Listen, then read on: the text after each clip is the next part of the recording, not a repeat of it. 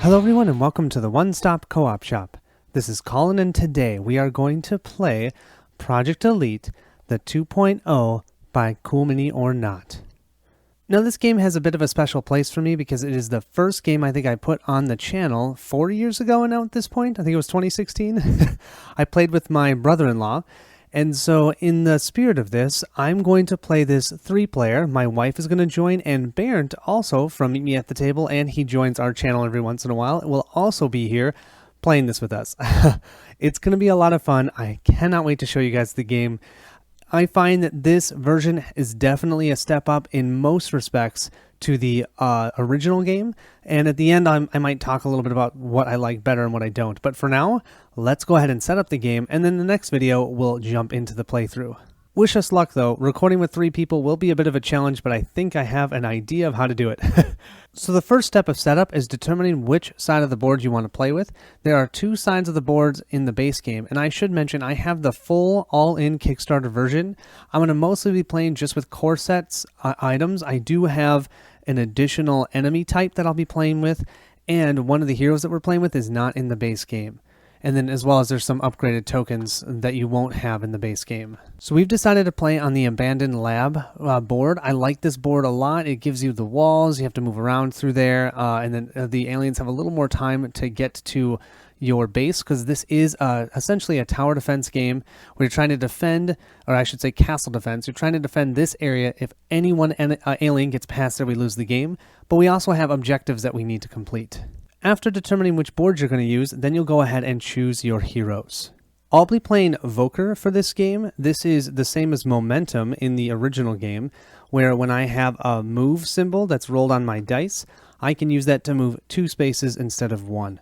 I love that. I love being mobile on the board. Yeah, he is my absolute favorite character, and I always play him. He is in the base game. I have been able to do a little bit of painting, so I was able to paint just our 3 heroes that we're using. Yeah, I think that the way that these look are so much better than the original, it's not even funny. What's different than the original game here is you actually have a health track, and each time you pass a certain mark on here, you'll lose that die for the rest of the game. Unless you can heal yourself back up, then you can gain that die back. So normally I'd have 4 action dice, but if I took a total of 2 wounds, well, now I only have 3 action dice. And then if I went all the way to here, I'd only be playing with 2 action dice. And then if ever anyone gets to here, that's one of the ways you lose the game. Then I've been killed and we lose the game. You can hold 2 weapons and as many items as you can carry. Items are not limited. Bairnt is going to be playing Robert. He's the veteran. Now, he is one that's in the Kickstarter version. I think he's in the terrain box. And so you won't have this if you're playing the base game only. His ability is amazing. Once during each spawning phase, you may cancel a boss card just drawn and place it on the bottom of the deck and draw a new one.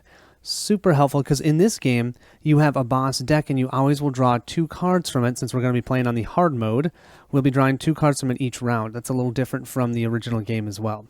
Also, look here, he has all 4 of his dice until he gets to his last health, and then he loses 1 die, and that's it. So yeah, he is pretty awesome. Here he is. I really like his mini. I'm actually really impressed with these minis, but it is Cool Mini or Not, so I should be, that's what they're really good at, right? Finally, Monica is going to play another one from the core set. This is Kinjay. She has Push Forward, and this is Caress from the original game. She loves playing Caress. Whenever you kill an alien within range 1, you may move to its space. So normally you kill an alien, then you have to move and all of that to get closer to other aliens. No, what she can do is, we like to call it the conga line. She'll take the alien conga line and just kill, move, kill, move, kill, move. It's so awesome. So yeah, she will be probably the one annihilating the most aliens. Her mini is also probably one of my favorites. I think she looks totally awesome. I love the purple. Anyways, and her hair, yeah, looks super cool. Each player should grab 4 action dice, and then around 3, you might need more of the D6s, because you will use these when you activate your weapons. Another great addition to this game are basic weapons.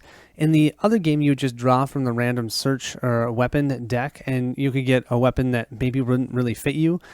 So how you do this in this game is you grab from these basic weapons, you draw the amount of players, so the amount of players plus 2. So I'm going to draw 5 of these, and we can each pick 1 to start with.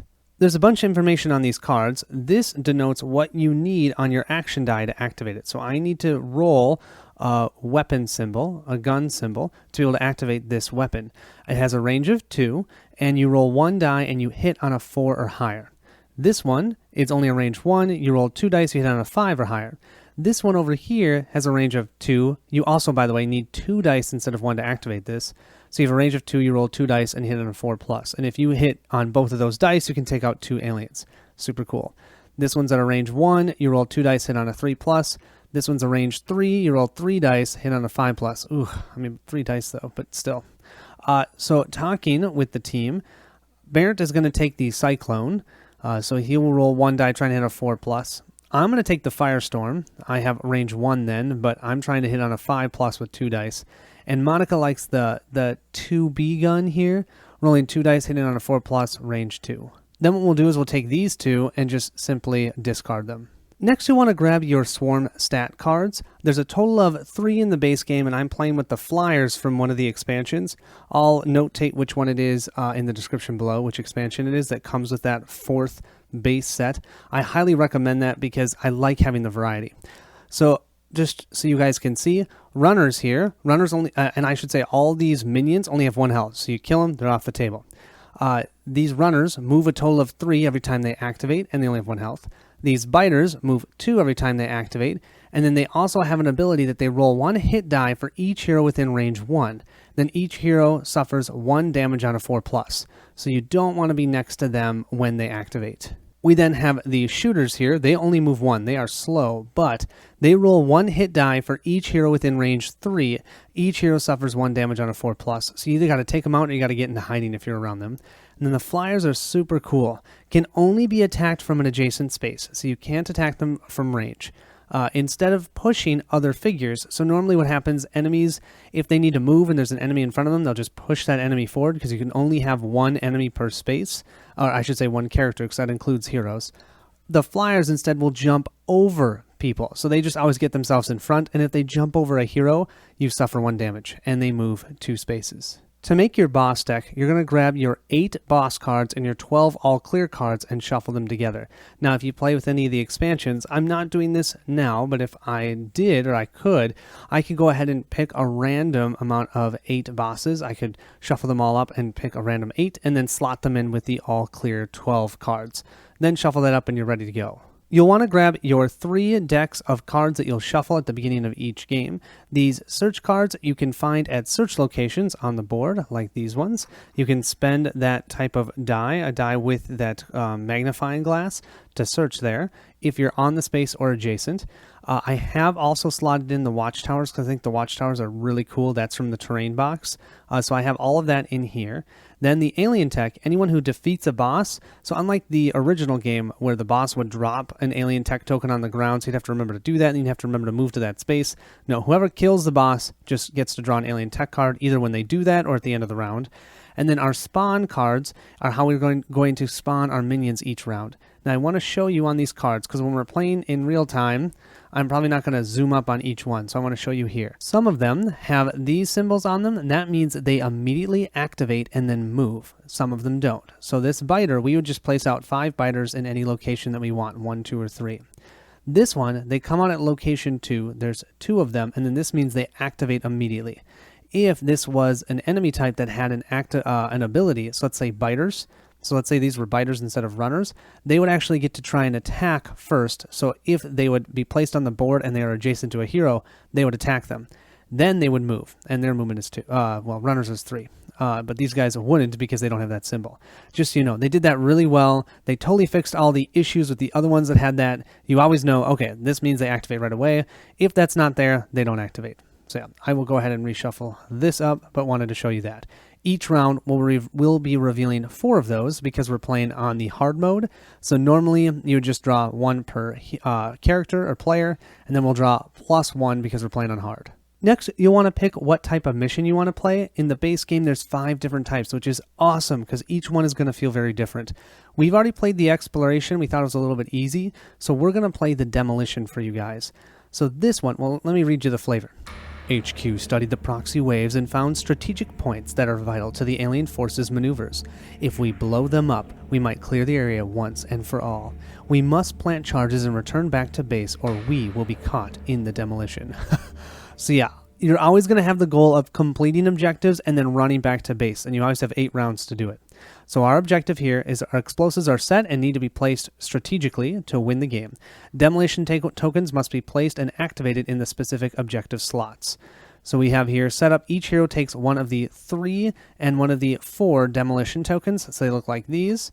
So each of us will have 2 of these, one of the 4 and one of the 3. According to the number of players indicated for each map, fill the listed objective slots with 1 target token each. Return the remaining tokens to the box. We then need to place them in specific locations. Since we're playing the abandoned lab at 3 players, we have to place them at 1, 3, 4, 6, 7, and 11, and I'll show you that in a second. It states here, each demolition token can only be filled by the hero carrying it, so someone else can't fill it. Heroes may exchange demolition tokens as any equipment, which just means during the real-time phase, if we're adjacent, we can trade. When all slots are filled, the token is ready. Any hero adjacent to an objective slot with a target token on it may replace it with a ready demolition token and discard the target token. Once placed, a demolition token may not be moved. Our next step in setup is we need to set up our event deck. We're going to have 8 events, 1 for each round. Depending on how you want to play on hard, easy, medium, or hard, you can choose. So there's 2 different ways you can change the difficulty in this game. The events and then the spawning cards. And I'll show you that chart in a second. So we're going to play on hard. So we're going to grab 4 random cards from the 1 to 16 set. 2 cards from the 22 and 23, aka we're going to play with 22 and 23, and then we're also going to play with 24 and 25. So that gives us a total of 8 cards. I've randomly shuffled them up. They look like this, and I'm not going to flip it because I already have it all randomly set up. I don't want to change that, but they're going to be on the side of the board. Each one will reveal one. And you know what? Let me just randomly show you one that's not in the game. This one says, watch out for bosses. And it says, at the end of the alien spawning phase, reveal 1 additional boss card. So we have to do that until we get rid of this. How we get rid of this is in a 3-player game, we have to fill this whole top row with dice. One would be a wrench, one would be the finger pointer, and one would be a gun. And remember, these are red, so we'd have to put our dice there, and then we don't have those dice for the rest of the round. And those are our action dice. So if let's say Monica put 3 of hers there, she couldn't even activate her weapon because she needs to have 2 action dice to activate her weapon. So yeah, it takes resources to do that, and you really want to do that at the end of your 2-minute real-time phase. Here we have the spawning chart. So if you're playing on easy, you just do 1 card per player and flip over 1 boss card. Medium is also 1 card per player from the spawn deck, but 2 boss cards. We're playing on hard because we like to be masochistic and do 1 card per player plus 1 card. So we'll be drawing 4 spawn cards and then 2 boss cards. Final part of setup, we'll go ahead and place our 3 heroes over here in the starting area. It is good to note that if you're in that starting location, any weapon that you have has -1 range, just, to a minimum of 1. You can't have a 0 range because you can't be in the same space as another character. We also need to place out our search tokens. That's also new for the game. So when you do that search, you can take this off of the board because no one else can search there for the rest of the round. And then you can either, during the real-time phase, actually draw from the search deck, or you can just draw at the end of the real-time phase. Also, these over here denote the locations where the enemies are going to spawn. You can see these little eggs. So we have to, if one spawns in location 1, this has a 1 egg, so that's in this spot. This is a 2 egg, so this is the 2 spot, and this is the 3 egg, so it's the 3 spot. When bosses come out, you're going to randomly determine that, and how you'll do is you roll a d6. So that's a 5. This is a 1, and this is worth a 1 and a 2, 3 and a 4, 5 and a 6. So then the boss will come out in this location. And you can see here I've made these target tokens. That's where we need to place those completed demolition tokens, or I should say objective tokens that we have. We're going to have to place them in those spots. And how you do that is you just have to be adjacent. And adjacent in this game works diagonally. You can also move diagonally. The only place you can't move diagonally is if there's a wall. So I can't move from here to here. I have to actually go around. Aliens have to follow arrows. So during the real-time phase and during their action phase, that's why there's all these arrows here. We don't have to worry about arrows.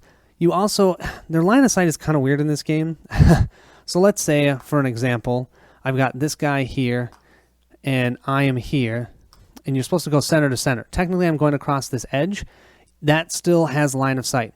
But if I'm here and I have to go actually through a wall like this, I cannot see her. So, yeah, in real time, you're probably going to see that we're going to make mistakes. And that's what happens, right? It's real time. So apologies in advance for that. But really, I would just want to show you how fun this game is. This is a game that I will never get rid of. It is unique. It's enjoyable. It's crazy, but you have to be okay with real time because those 2 minutes go by fast and you are trying to go as fast as you can. And at the same time, aliens are moving forward based on your dice rolls, because if ever you roll that symbol, you have to move an alien forward 1 space. And so it just gives you this feel of aliens chasing you down or chasing towards the exit while you're trying to take them out and complete objectives. With that, I think we're ready to start our playthrough. I will see you in the playthrough.